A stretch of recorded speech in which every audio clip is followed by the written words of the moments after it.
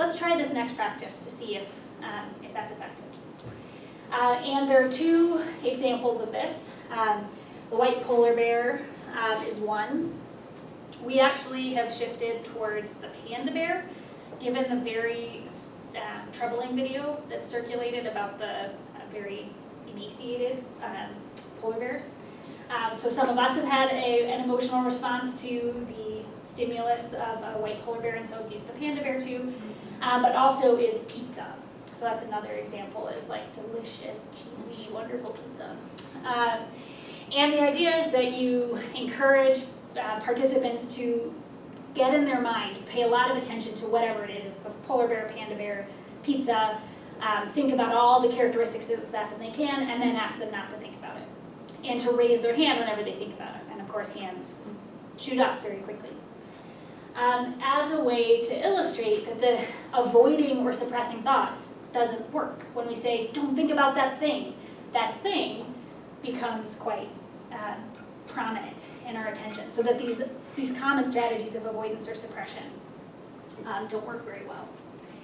And then to use that as a transition to the longer practice of this session of mindfulness of thoughts, which we will do tomorrow.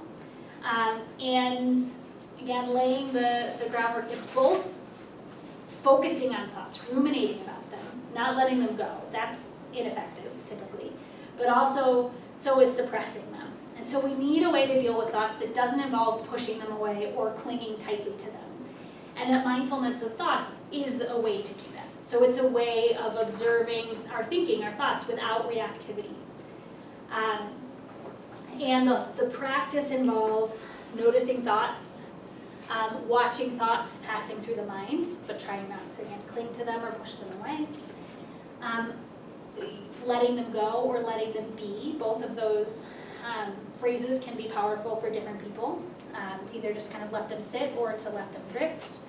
And continually bringing the focus back to the focus of attention in particular, and the breathing.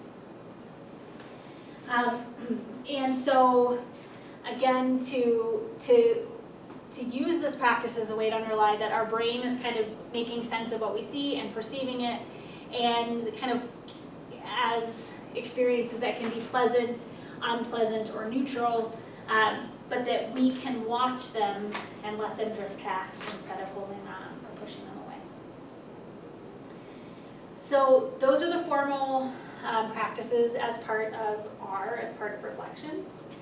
And so again, it ends with a home practice discussion. And again, it can be helpful, if you haven't already, to talk explicitly about were there challenges in doing the home practices, how many people did them, making sure to approach that conversation with compassion and non-judgment. And it's really hard to form new habits, and sometimes it's really hard to leave the program and actually do things at home. Did you have any challenges with that?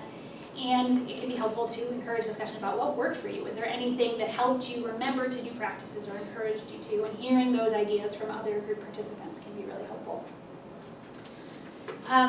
So encouraging them to do mindfulness of thoughts practices, and continuing to do some of the home practices from B and kind of choosing from those is important too.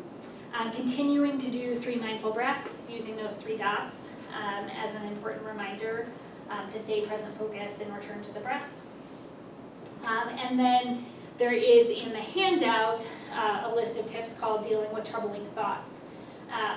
That can be a good one to draw attention to, make sure that they have that as kind of something to do in the next week that is very concrete and helpful in terms of dealing with thoughts that can trigger unpleasant emotions outside of the scope of the program. So any questions about R, like what that looks like, the goals, the practices, anything like that? Again, remembering that tomorrow you will, after getting some demonstration of things that we didn't do today, read them yourself. All right, well, why don't we break for lunch then? And we have a full hour. What if we anyone can come back at like 12:45?